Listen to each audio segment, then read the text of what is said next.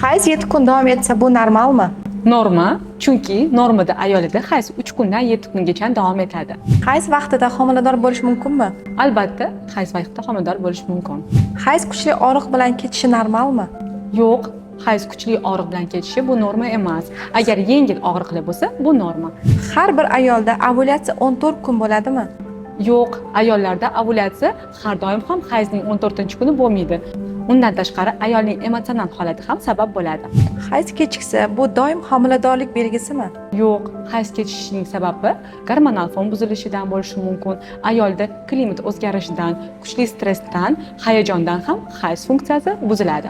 Hayz oldidan jigariy ajralma normalmi? Ba'zi paytlarda bu norma, ba'zi paytlarda esa bu kasallikdan dalolat beradi. Normal hayz sikli necha kun davom etadi? Ayollarda hayz funksiyasi yuqorida aytganimdek 3 kundan 7 kungacha bu norma. Agar 7 kundan uzayib ketsa bu patologiya va 3 kundan kam hayz kelsa bu ham patologiya hisoblanadi.